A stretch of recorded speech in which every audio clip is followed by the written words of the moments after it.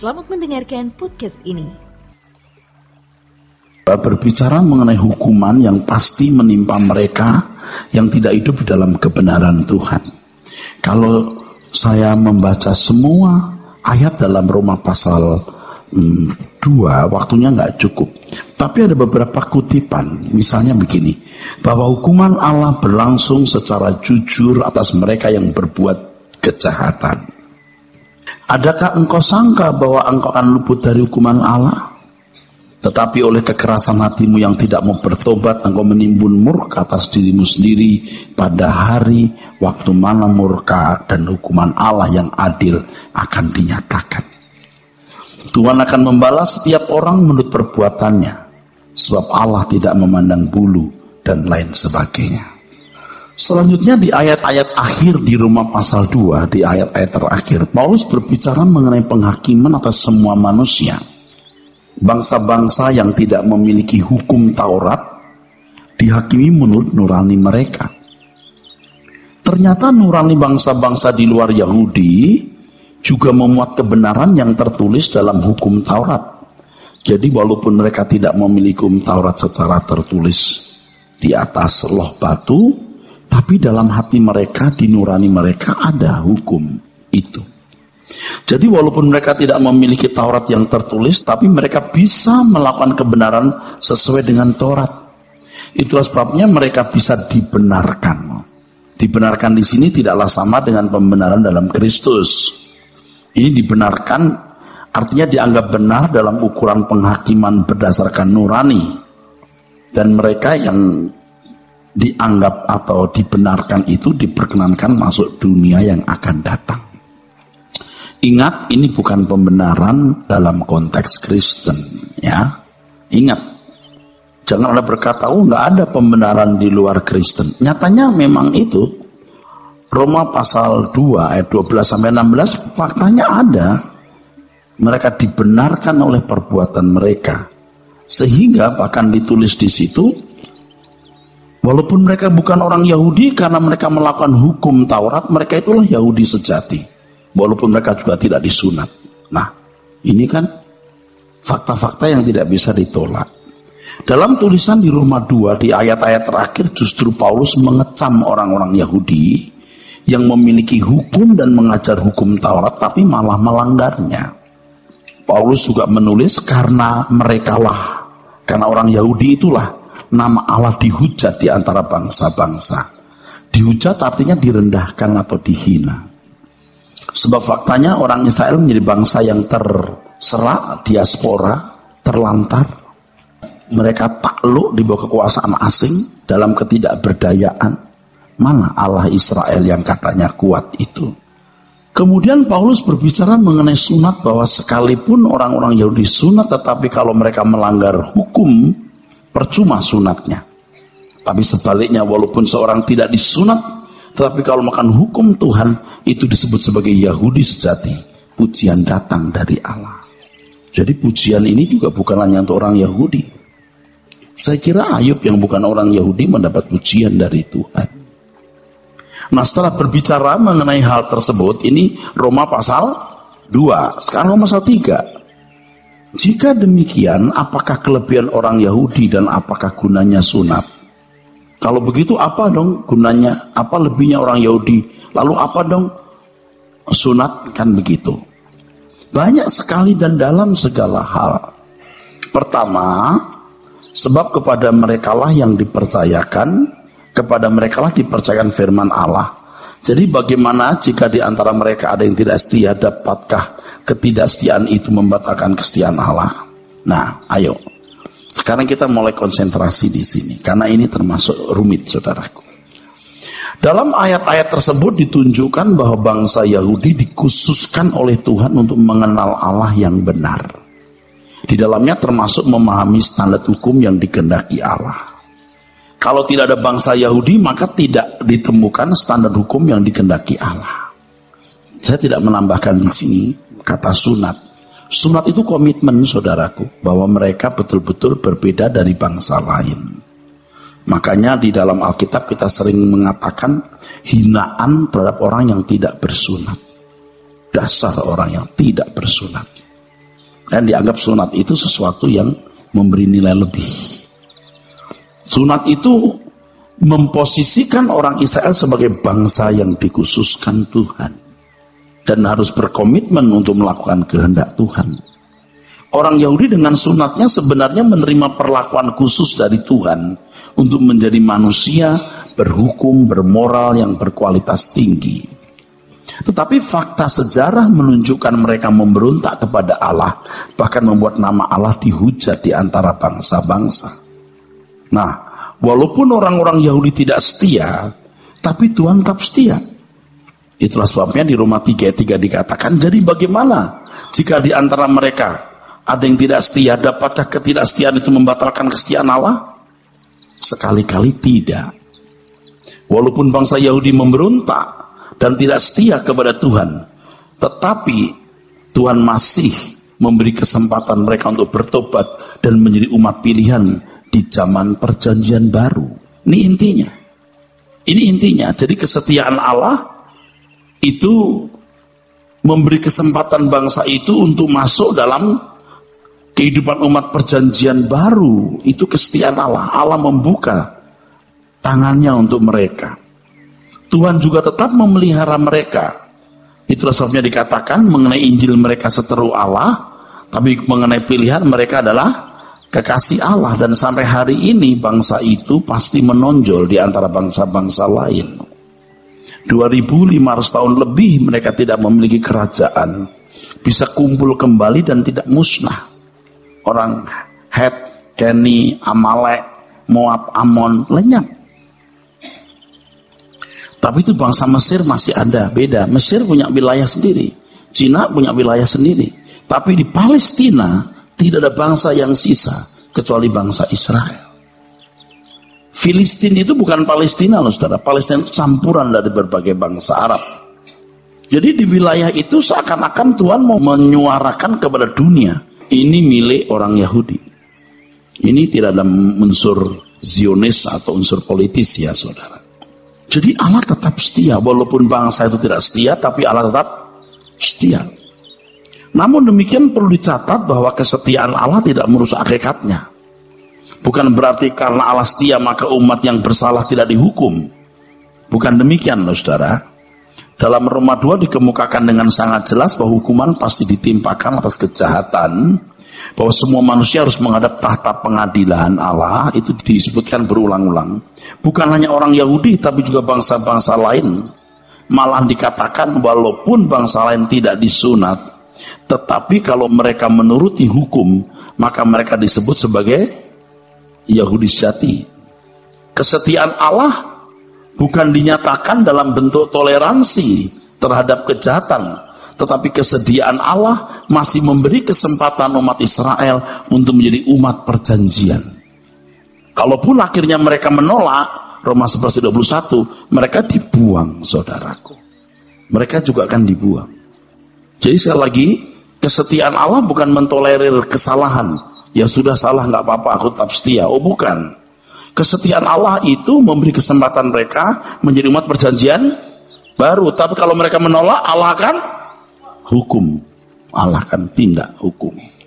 Selanjutnya kita masuk dalam bahasan penting, yaitu Roma 3:4 yang sudah kita bahas juga sebagian di pertemuan ke-37. Roma 3:4 dijadikan landasan oleh banyak pemikir Kristen bahwa semua manusia telah rusak total. Kita baca dulu Roma 3:4, kita baca dulu saudaraku. Roma 3 ayat 4. Sekali-sekali tidak. Sebaliknya, Allah adalah benar dan semua manusia pembohong, seperti ada tertulis, supaya engkau ternyata benar dalam segala firman-Mu dan menang jika engkau dihakimi. Ya, oke. Ayat ini dijadikan landasan bahwa semua manusia pembohong. Kita juga sudah membahas di pertemuan terdahulu bahwa kamu semua sudah mati. Nah, pengertian mati kita juga sudah bahas loh saudara. Kenapa itu kita bahas? Karena salah memahami kata mati, kemudian muncul doktrin bahwa manusia itu oleh pilihan Tuhan dan tindakan Allah sepihak selamat. Jadi respon tidak dibutuhkan sama sekali. Dianggap semua mati. Orang mati itu nggak berdaya, dibangkitkan dulu. Kalau begitu Tuhan membangkitkan A, Tuhan tidak membangkitkan B. Lalu yang terakhir kita bahas yang lalu, seorang tidak mungkin berkata terkutuklah Yesus oleh Roh Kudus.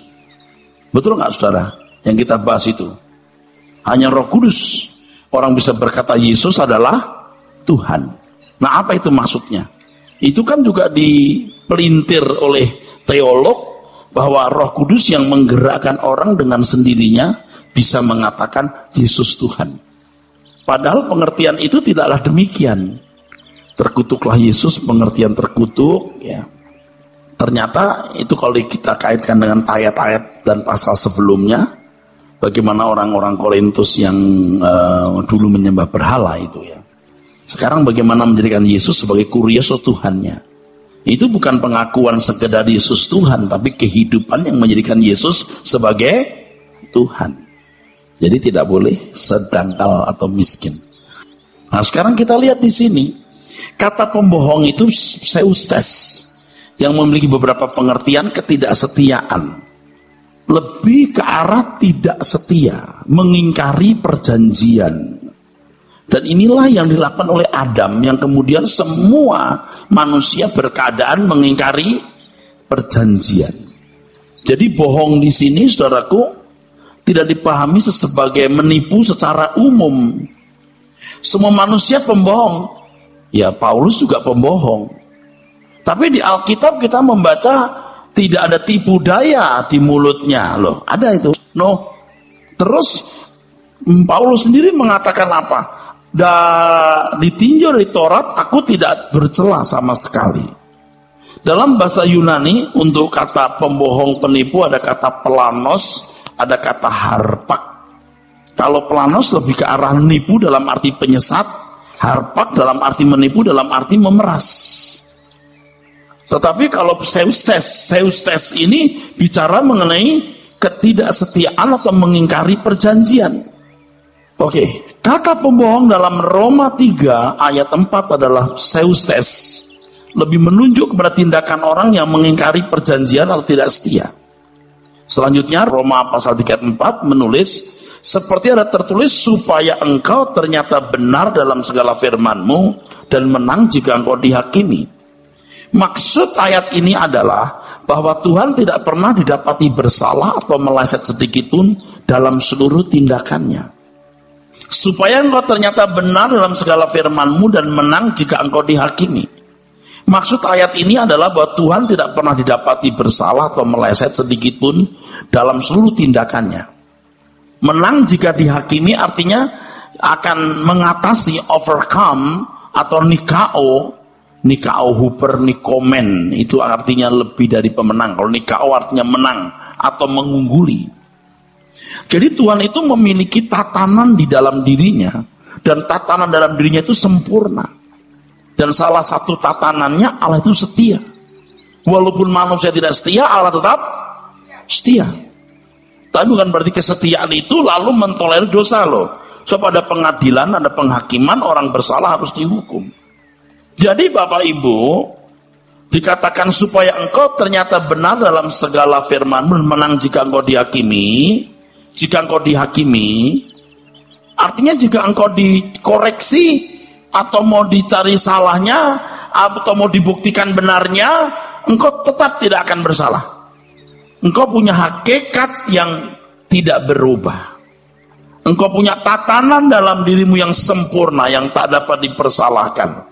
Jadi walaupun manusia tidak setia, dia tetap setia. Dia tidak mungkin tidak setia. Kesetiaan Tuhan tidak menghilangkan penghakiman. Ya. Selanjutnya Paulus menulis dalam ayat berikutnya, tetapi jika ketidakbenaran kita menunjukkan kebenaran Allah, coba ayat 5 dibaca. Saudara, ayat 4, 5, 6 dibaca supaya nyambung.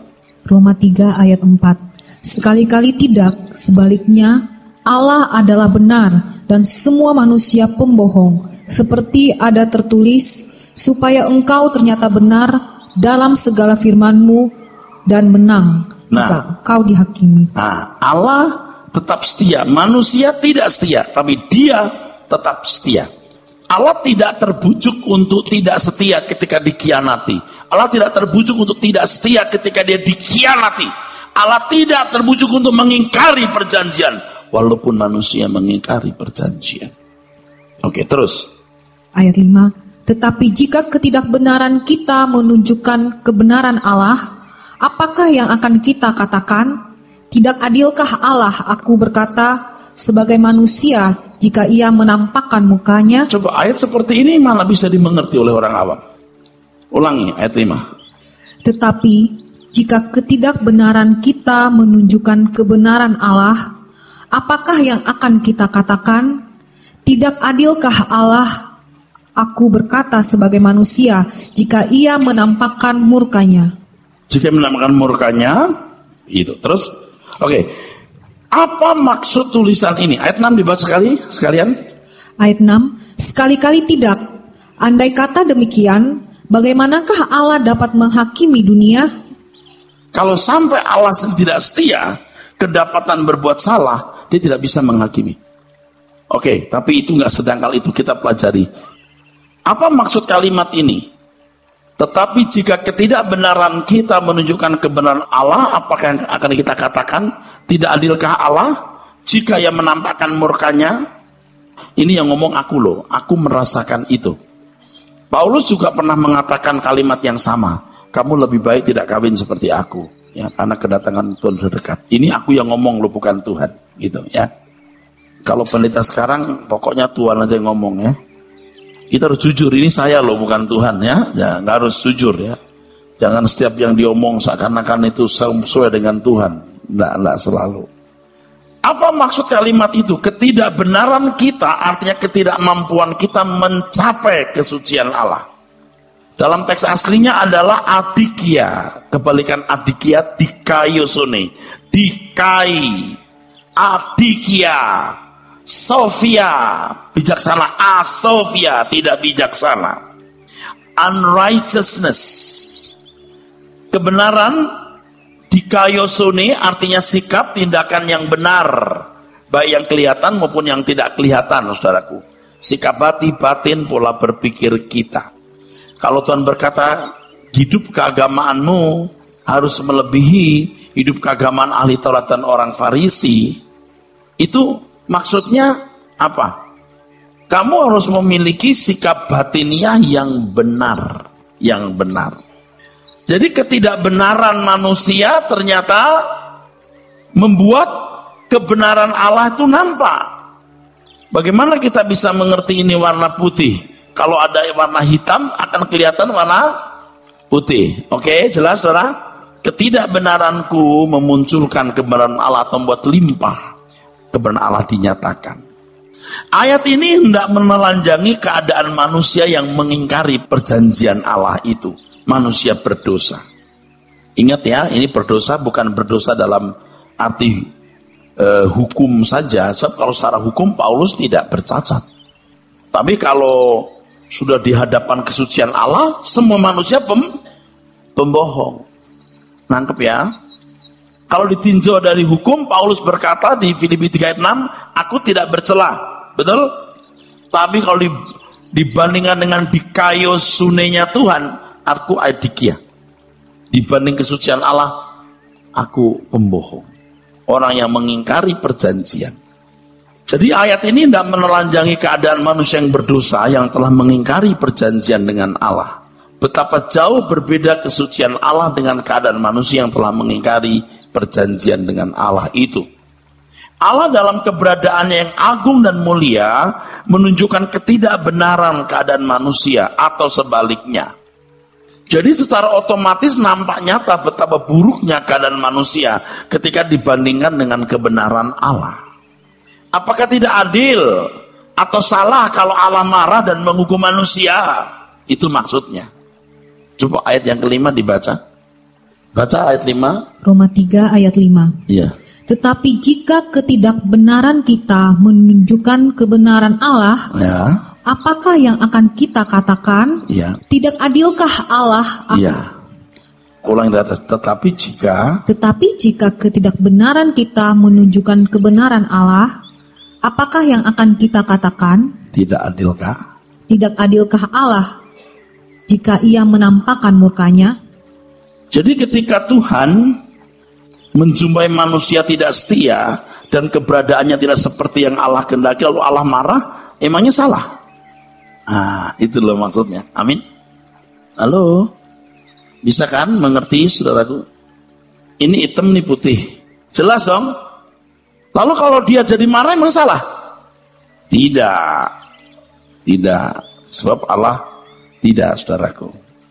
Oke, yuk kita baca pelan-pelan ya. Tidak adil atau salahkah kalau Allah marah dan menghukum manusia? Tentu tidak salah. Dalam ayat tersebut dinyatakan bahwa Allah memiliki alasan kalau menghukum manusia. Allah punya alasan kalau menghukum manusia dengan keadaan yang jauh dari standar Allah. Apa kemudian Allah menghukum? Sekali-kali tidak. Andai kata demikian, bagaimana Allah menghakimi dunia? Allah tetap setia. Itu maksudnya. Allah tetap memberi kesempatan. Amin. Allah mengerti bahwa manusia telah jatuh dalam dosa, jauh dari kesucian yang dikehendaki Allah. Di balik tulisan ini, Paulus hendak menegaskan bahwa manusia yang tidak setia atau mengingkari perjanjian, pembohong dalam keadaan yang telah kehilangan kemuliaan Allah. Di pasal yang sama, ayat 23 mengatakan, semua manusia telah kehilangan kemuliaan Allah. Jadi ini Paulus cerdas sekali, tapi saya percaya kitab Roma itu kitab yang pusing. Selain punya banyak anak kalimat, juga teologianya luar biasa rumitnya, saudara. Tetapi Allah dalam anugerahnya memberi kesempatan manusia untuk diperbaiki. Allah tidak menghakimi manusia dengan ukuran kesuciannya sebelum ia memberi kesempatan manusia untuk memperbaiki diri sesuai ukuran kesuciannya. Nah, ini kalimat yang paling penting di sini. Jadi kalau Allah marah, memang salah. Ternyata keadaan kamu tidak seperti yang Allah kehendaki. Sekali-kali tidak. Andai kata demikian, bagaimana Allah menghakimi dunia? Ini kalimat ini bisa membingungkan. Tidak sih. Andai kata demikian, bagaimana Allah menghakimi dunia? Tidak bisa dihakimi. Kenapa? Jelas nggak ada yang benar. Amin. Jelas nggak ada yang benar. Karena semua manusia telah kehilangan kemuliaan Allah. Dalam kesetiaannya Allah masih memberi kesempatan manusia untuk memperbaiki diri. Nanti kalau dibaca ayat-ayat pasal-pasal berikutnya, manusia diajar untuk berjalan menurut roh, tidak menurut daging, dan seterusnya. Sekarang Allah belum menghakimi karena memang jelas-jelas manusia tidak ada yang mampu mencapai kesucian Allah. Semua manusia pembohong, mengingkari perjanjian, tapi sekarang Tuhan membuat perjanjian baru. Kamu mau sunat hati, mau baptis, you must be perfect. Kamu harus sempurna. Nah, baru digelar lagi penghakiman nanti. Maka Paulus dalam 2 Korintus pasal 5 ayat 9 10 mengatakan, aku berusaha baik aku diam dalam tubuh ini maupun di luarnya, supaya aku berkenan. Clear nggak ya? Belum clear ya? Hebat kan tulisan Paulus ini? Hebat sekali. Ketidakbenaran kita menunjukkan kesucian Allah. Kalau Allah marah, emangnya salah? Enggak. Tetapi dalam kesetiaannya, saudaraku sekalian, Allah masih memberi kesempatan manusia. Ya. Karena semua manusia telah kehilangan kemuliaan Allah. Andai kata demikian, bagaimana Allah dapat menghakimi dunia? Enggak bisa dihakimi karena semua juga telah mengingkari perjanjian. Makanya, hai orang Yahudi, kamu jangan hidup dalam Tauratmu. Masuklah dalam perjanjian. Masuklah dalam perjanjian. Masuklah dalam perjanjian. Masuklah dalam perjanjian baru.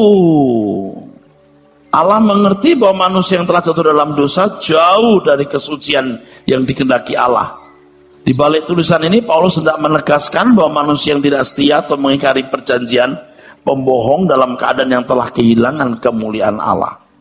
Tetapi Allah dalam anugerahnya memberi kesempatan manusia untuk diperbaiki.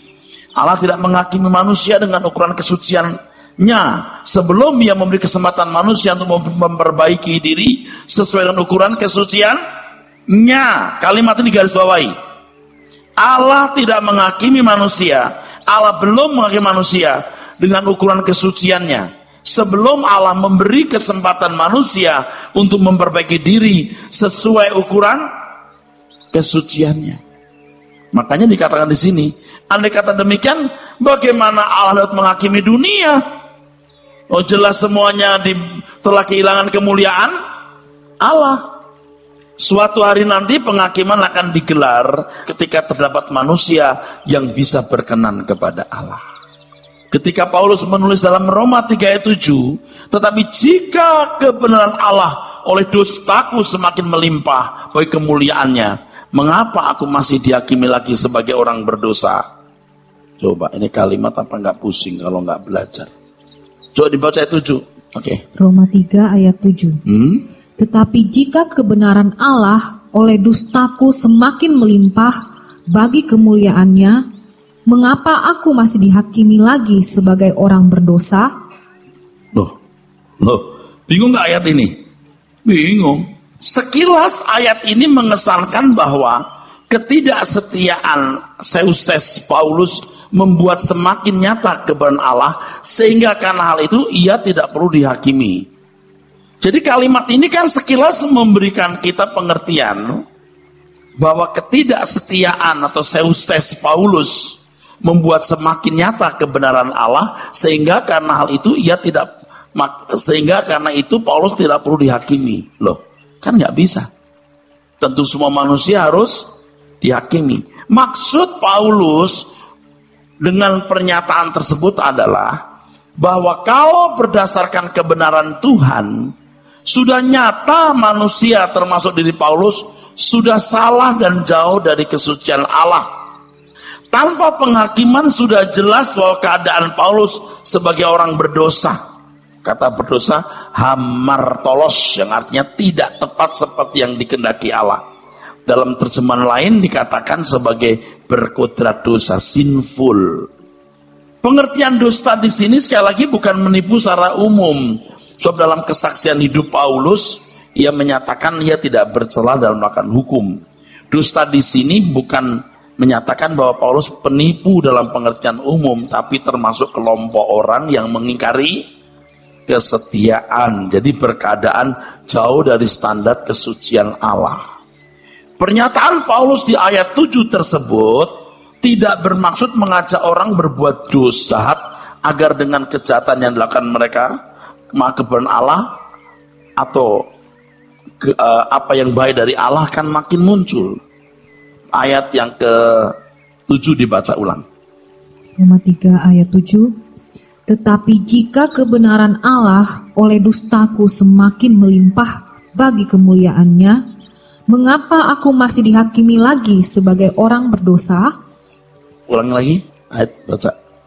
Tetapi jika kebenaran Allah oleh dustaku semakin melimpah jadi oleh karena ini jadi kelihatan putihnya. Terus mengapa aku masih dihakimi lagi sebagai orang berdosa? Kenapa aku mesti dihakimi lagi? Kesan kalimat itu dengan aku membuat Allah nyata kebenarannya, aku nggak perlu dihakimi lagi. Kan gitu, betul nggak? Nggak boleh, bukan begitu maksudnya. Bukan begitu maksudnya, saudaraku. Maksud Paulus dengan pernyataan tersebut adalah bahwa kalau berdasarkan kebenaran Tuhan, sudah nyata termasuk Paulus sudah salah dan jauh dari kesucian Allah. Nggak usah dihakimi juga udah jelas salah, itu maksudnya. Amin. Nggak perlu dihakimi juga udah jelas salah. Kalau karena ketidakbenaranku akan makin nyata ini, nggak usah dihakimi juga udah jelas salah. Tapi kalimat ini nggak boleh berhenti sampai di situ. Harus dilihat ayat berikutnya lagi. Ini kan sambung menyambung ayatnya. Terus ayat yang ke-8 tadi. Bukankah tidak benar fitnahan orang yang mengatakan bahwa kita berkata, marilah kita berbuat yang jahat supaya yang baik timbul daripadanya. Udah kita bikin jahat aja makin putih nanti Tuhan, gitu loh. Halo? Kalau kamu denger ngomong saya, kamu nanti bisa mikir salah seperti fitnah orang. Udah kita bikin jahat aja biar tambah kelihatan putihnya Tuhan. Ya nggak begitu maksudnya. Kalau aku berkata, mengapa aku mesti dihakimi? Maksudnya adalah bahwa sudah jelas aku salah. Nggak usah dihakimi juga sudah jelas aku keliru. Tapi jangan berhenti sampai di ayat ini, saudaraku. Jadi Paulus tidak bermaksud mengajak orang berbuat jahat agar dengan kejahatan yang dilakukan, maka kebaikan Allah akan makin muncul. Bukankah tidak benar fitnahan orang yang mengatakan bahwa kita berkata marilah, itu nggak benar. Orang semacam itu sudah selayaknya mendapat hukuman. Kemudian Paulus mengatakan, jadi bagaimana? Ayat berikutnya, ayat 9. Jadi bagaimana? Adakah kita mempunyai kelebihan daripada orang lain? Sama sekali tidak. Sebab di atas telah kita tuduh baik orang Yahudi maupun orang Yunani, bahwa mereka semua ada di bawah kuasa dosa. Nah, kalau bangsa Yahudi termasuk Paulus sendiri membuktikan atau membuat kebenaran Allah semakin muncul, di lain pihak semakin nampak ketidakbenaran mereka, itu bukan karena dianggap sebagai kelebihan, sebab semua manusia sama di hadapan Tuhan. Semua tidak benar. Sekarang mau Yahudi maupun tidak Yahudi, semua tidak benar. Tidak benar jika dibanding dengan kesucian Allah. Nyata kan sekarang Yahudi kek bukan Yahudi kek nggak benar. Tapi baca Roma pasal 2 loh, jangan lupa. Orang Yahudi yang punya hukum, yang mengajar hukum biasanya malah nggak benar. Tapi orang non Yahudi yang tidak punya hukum kok tambah benar sih? Kok bisa benar sih? Tapi dibanding kesucian Allah nggak ada yang benar. Ya, namun demikian walaupun manusia telah tidak berkeadaan seperti kesucian Tuhan, tetapi Tuhan tidak langsung menghakimi dan menghukumnya. Tadi dikatakan kan, apakah salah kalau Tuhan marah lalu menghakimi kamu? Tidak. Tapi Tuhan memberikan anugerahnya, itu kasih setianya luar biasa. Sebab kalau memang ditinjau dari kesucian Allah, nggak usah dihakimi, udah salah semua. Amin. Saya ulangi. Jadi begini loh saudara-saudaraku, kalau ditinjau dari kesucian Allah, kita nggak usah dihakimi, udah masuk neraka deh. Jadi kalau Tuhan marah, Tuhan menghakimi, tidak salah.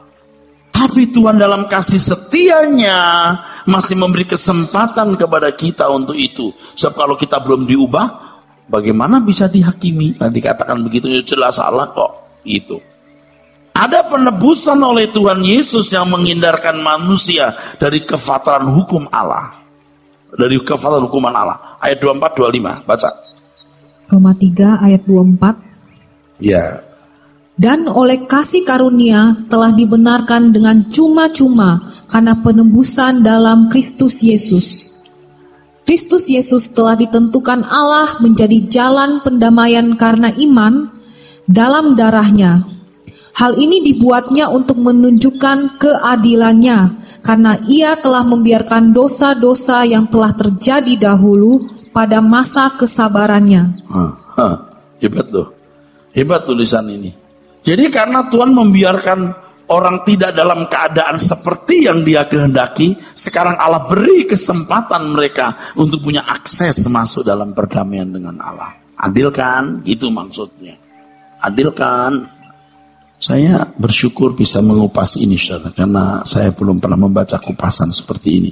Dan kalau jujur ngomong, karena banyak orang sudah punya premis dasar yang salah, ini ayat ditafsirkan sewenang-wenang, sehingga tidak menemukan kebenaran yang murni, saudaraku. Nanti akhirnya kalau saya mau langsung ke dalam ya, ini kebenaran akan menggiring kita pada ini, adanya standar hukum, ada standar kesucian Allah. Jadi kita itu nggak gampang mengajarkan orang, kamu selamatkan bukan karena perbuatan baik. Baik yang bagaimana? Di luar Kristen nggak ada keselamatan. Di luar Kristus nggak ada keselamatan. Di luar Kristen itu kan tadi ada orang yang tidak punya hukum Taurat, tapi kelakuannya sering hukum. Dikatakan lebih dari orang Yahudi. Ini Yahudi asli. Gimana sih?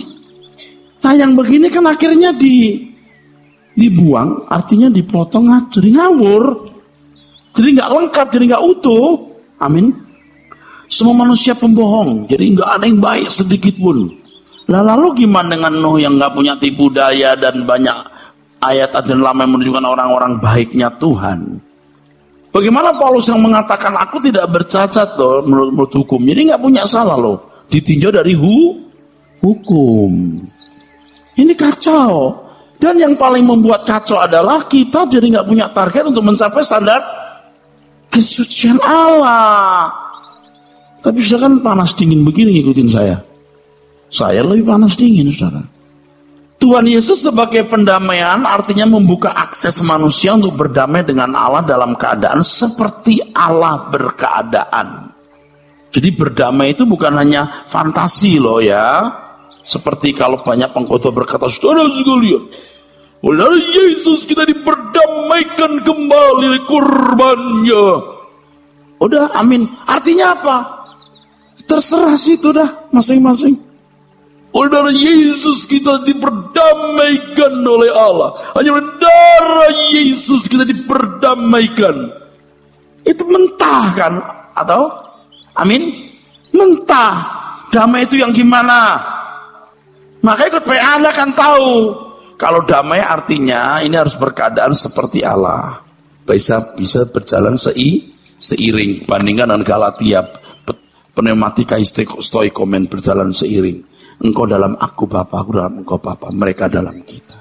Itu bukan masuk dunia akan datang. Itu lebih. Itu orang yang masuk anggota keluarga kerajaan. Orang ketawain saya. Masuk keluarga kayak aneh-aneh. Ya terserah.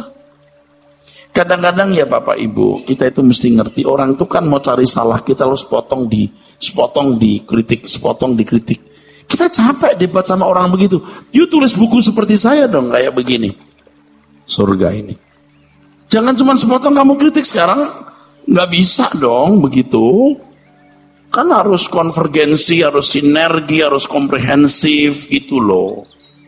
Sama dengan yang kita ngomong ini. Kalau apa yang saya ajarkan 2-3 bulan yang lalu salah, you tunjukin. Pak, apa nggak bertentangan dengan itu? Oke deh, kita periksa. Puji Tuhannya, saya sibuk terus nulis buku. Saya produktif ya, lumayan ya. Jadi masih hangat terus. Nggak boleh ada yang benturan, saudaraku. Oke, amin. Penjelasan saya ini nanti akhirnya akan membawa kita kepada ini. Dan kita punya implikasi untuk hidup mencapai kesucian Allah. Oke, dengan demikian Allah menunjukkan kesetiaannya dan kebenarannya dengan penebusan yang diberikan oleh korban Tuhan Yesus. Untuk itu tidak ada dasar untuk sombong atau bermegah. 26-27 dibaca. Maksudnya ialah untuk menunjukkan keadilannya pada masa ini supaya nyata bahwa ia benar dan juga membenarkan orang yang percaya kepada Yesus. Jika demikian, apakah dasarnya untuk bermegah? Tidak ada. Berdasarkan apa? Berdasarkan perbuatan? Tidak, melainkan berdasarkan iman. Oke. Bapak Ibu, kenapa orang Yahudi tidak bisa menerima Yesus? Mengapa murid-muridnya ditentang? Mereka merasa sudah benar. Seperti Paulus contohnya, merasa dia tidak bercela. Kan banyak orang-orang beragama hari ini sekitar kita, agama-agama samawi pada umumnya. Rasa sudah saleh. Orang beriman yang soleh. Tapi kalau Kristen kan membawa diri kita pada kesucian siapa? Allah. Lalu masih diberi kesempatan punya akses masuk dalam perdamaian dengan dia. Tidak ada yang bisa membanggakan diri sebab ketidakbenaranmu menempatkan kamu pada keadaan yang jauh dari kesucian Allah. Mau bagaimanapun tetap kamu tidak memenuhi standar. Sekarang ayo kamu memenuhi standar. Ayo deh. Kristen tuh begitu saudaraku. Kalau nggak menjelaskan begini, gimana kita mau ngotot ikut Tuhan? Akhirnya jadi orang Kristen yang wajar seperti manusia lain.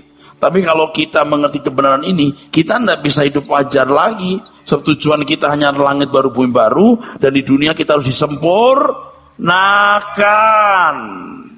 Saudara yang masih mau hidup wajar seperti orang lain, saudara sih terus terang saya mau ngomong ya, Anda lama-lama juga bosen dengar khotbah saya. Kita pasti nggak nyambung nanti. Anda mentok.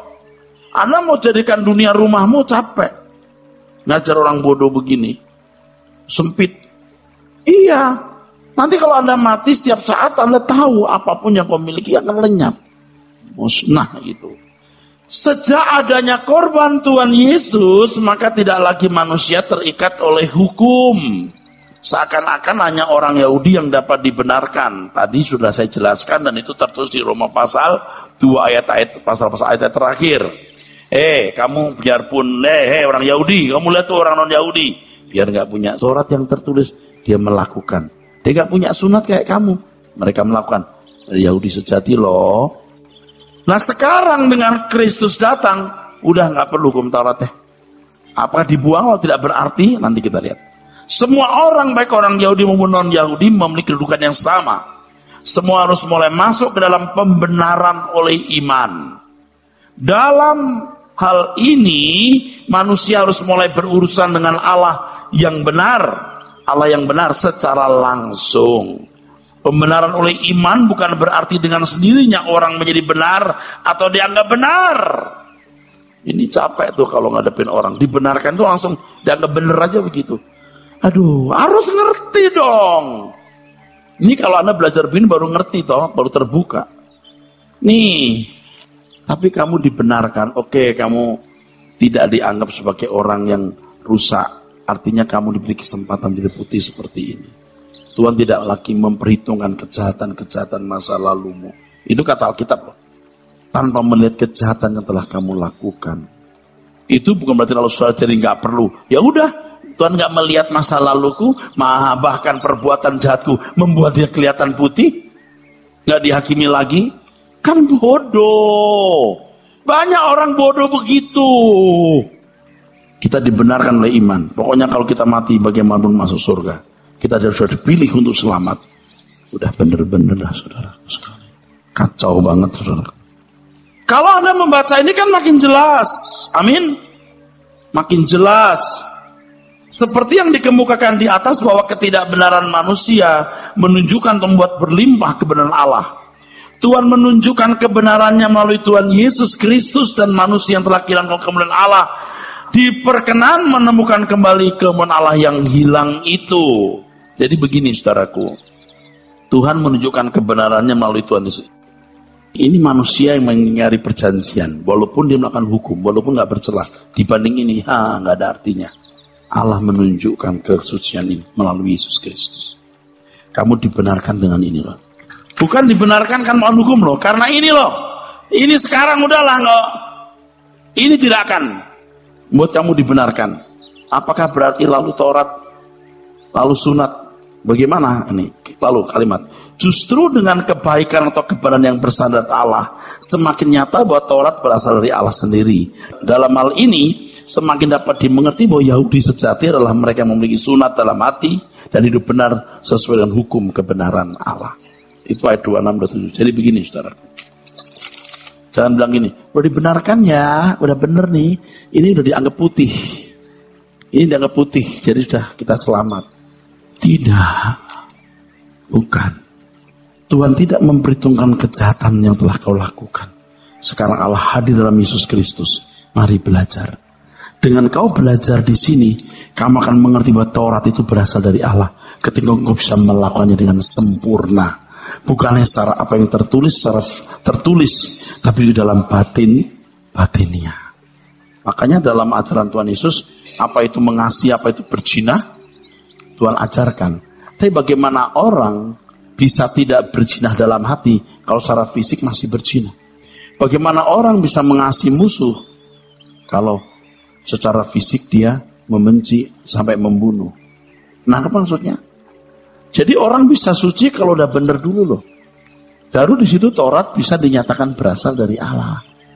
Ini kalau Taurat di sini, saudaraku sekalian, Taurat, Anda harus lewat Taurat dulu, jadi orang baik dulu, baru menjadi suci. Ini wilayah suci. Kalau Taurat aja tidak kamu lakukan, bagaimana kamu bisa suci? Taurat di sini maksudnya bukan pernik-perniknya loh, saudaraku. Seperti misalnya kalau orang Yahudi kan pernik-perniknya diajarkan. Tapi Taurat itu intinya di 10 perintah Allah. Itu inti Taurat. Oke? Hormati orang tuamu, jangan membunuh, betul, jangan berzina. Bagaimana orang bisa tidak berzina dalam pikiran kalau masih berzina secara fisik? Makanya ini dulu mesti benar baru masuk ke sini. Maka dikatakan dalam firman Tuhan, Taurat itu menjadi tutor sementara.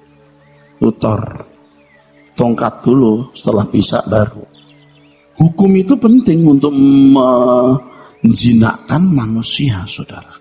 Jadi ternyata banyak ayat-ayat Alkitab yang dipahami salah oleh banyak orang. Saya sendiri setelah menganalisis beberapa ayat itu kagum-kagum. Wah, Alkitab itu luar biasa ya. Cerdasnya luar biasa. Apa yang saya katakan ini nggak mengada-ada, saudara. Kalau saya mengada-ada, saya nggak bisa tulis begini. Saya lihat bahasa aslinya, saya bolak-balik, saya diem. Waktu saya menulis ini, Anda tahu nggak? Saya sempat mentok berhenti. Aduh Tuhan, kok saya nggak ngerti maksudnya. Saya diem dulu.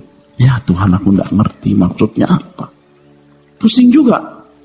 Padahal kalau ayat ini dijelaskan mau 2-3 kali pertemuan juga bisa. Karena ayat per ayat itu kalau dijelaskan nyambung semua.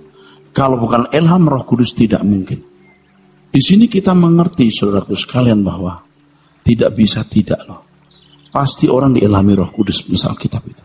Dibandingkan kitab-kitab yang lain, waduh, ini mah cerdasnya luar biasa, saudara. Penggunaan kata itu luar biasa. Seperti kalau nanti kita misalnya bicara soal mendakwa ya. Mendakwa saudara-saudara kita. Ada kan ayatnya? Tapi ada ayat lain yang mengatakan kita dibebaskan dari dakwaan. Kata dakwaan dengan dakwaan yang satu itu beda ternyata. Ya kalau cuma lihat bahasa Indonesia, mendakwa kita gitu. Mendakwa yang mana ini maksudnya? Nah itu kan harus teliti ya. Tuhan memberkati. Haleluya.